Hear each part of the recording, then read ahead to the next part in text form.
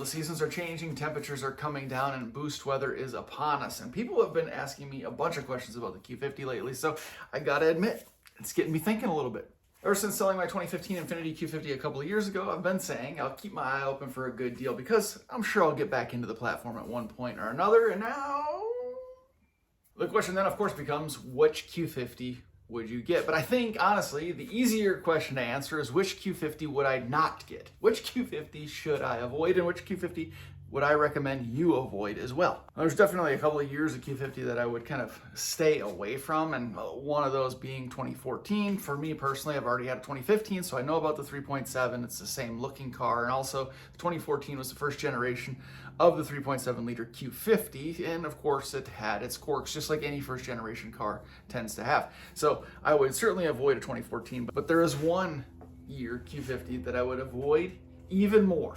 I would say now too, at this stage of the game being 2024, we're coming toward the end of 2024, I would avoid the 2018 and a 2017 Q50 as well. Just not as much. There's one other year that I would avoid even more so, but I would say avoid a 2017 and 2018 for these reasons.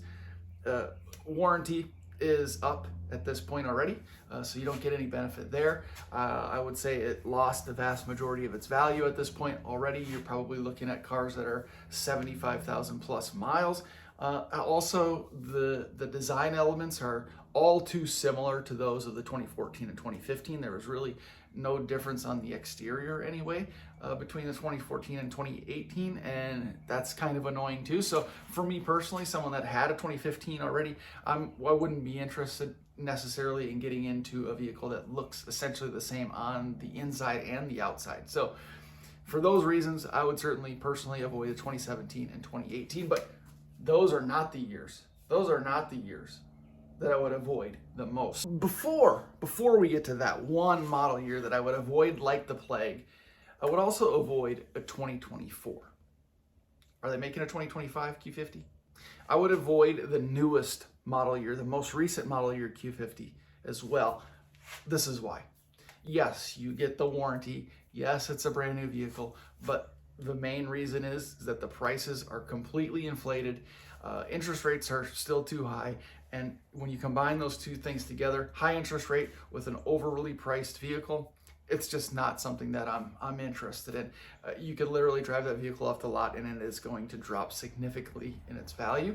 And now, of course, unless you plan on keeping that vehicle until the wheels fall off, I would avoid a brand new car. I would avoid a brand new Q50, but I would avoid a brand new car, period. I don't need to drag this video out any longer than it needs to be. Let's just cut to the chase here. There's only a few model years left on the list that it could possibly be, but let's be honest with ourselves. The 2016 Infiniti Q50 is absolutely the one model year that I would avoid. There are so many reasons that I would avoid this model year, so I'm going to try to run through a couple of them. Number one, the most obvious one is that it looks exactly the same as the 2014 and 2015. So there's absolutely no benefit for me to pursue a 2016, right? But more seriously is some of the mechanical and performance issues that came with the 2016. As I mentioned with the 2014, the 2016 is no different in that it was the first generation 3.0 liter twin turbo 6-cylinder Q50 on the market. And with that came a number of issues. Although not super serious, one of the biggest, most prevalent issues in those early days of the 3.0T Q50 was the belt snapping. I think it ultimately came down to a pulley misalignment or something of that nature that was causing the belt to jump off or shred apart. You could kind of catch it early and prevent it if you were hearing the belt start to chirp, which means it was slipping as it shouldn't be. But ultimately, as many people experienced in those days, there was a potential for the belt to be thrown and leave you stranded on the road. And of course, nobody wants that. Another issue that ended up being kind of common and actually might still be common throughout the platform is injector failure, premature injector failure, I will say. So not a super big issue, but one that could lead to check engine lights, the car running funny, and an expensive repair or replacement, particularly if you are out of warranty, which you certainly would be with the 2016. I think at this point too, and again, it's sort of being a superficial reason, is that 2016 at this point is 8 going on 9 years old. So that sort of is a reason in and of itself to avoid that model year personally, although it's sort of lower on the list, right? It's going to have higher miles. It's probably been driven pretty hard at this point. And again, it's well out of warranty, and you're facing all those other mechanical issues or potential mechanical issues that come with a vehicle that is 8-9 years old. But again, that's a smaller sort of issue in my reasoning behind not choosing a 2016, but there are a couple other massive issues. People drive like freaking maniacs. So let's get serious here. The two remaining serious issues, serious points that prevent me from going after a 2016 Infiniti Q50 at this point, one of those being turbo failures.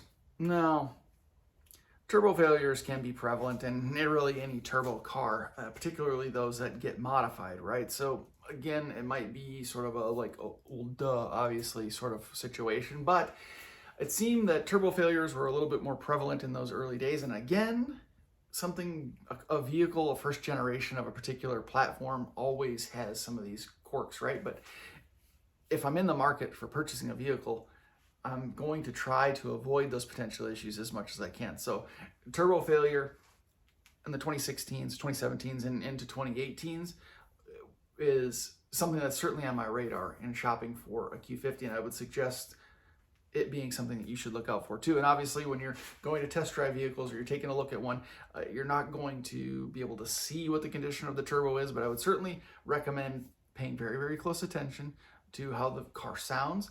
I would certainly try to go through a very thorough test drive, get it nice and hot, and run it relatively hard. Obviously get a pre-purchase inspection if you can. That's highly, highly recommended. And obviously try to get to the dealership or the seller before they are able to start the car. You want to hear and see what the cold start looks like. You want to look for smoke, white smoke coming out of the tail end of the vehicle. That's a potential oil consumption issue. It's potential turbo failure symptom.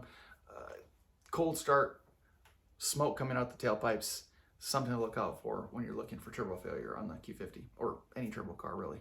And here we go. The biggest, the most important issue that would prevent me from looking for a 2016 Q50, and actually this rolls over to the 2017 and 2018, and actually now into 2019 we're seeing as well, is the porous block issue. This is the biggest, most concerning issue regarding those early generation 3.0 TQ50s.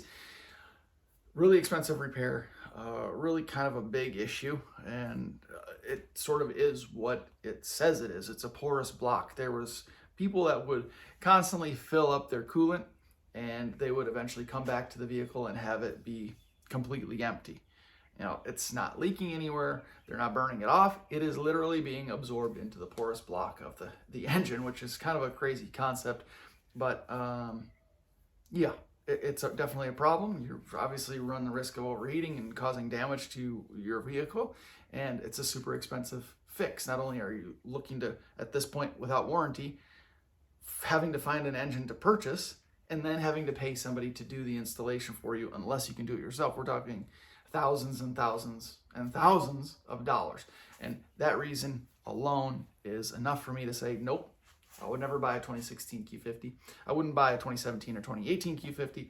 It's really concerning that we're seeing 2019s, 20s, and I think somebody even said a 2021 Q50 with a porous block situation. That's too bad. But for me personally, yeah.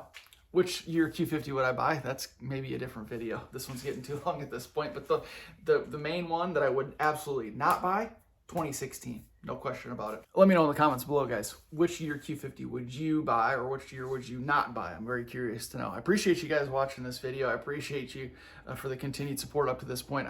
I'm thinking a lot about Q50s these days, so you might see some more Q50 content coming down the line. Appreciate you watching again. We'll see you in the next one.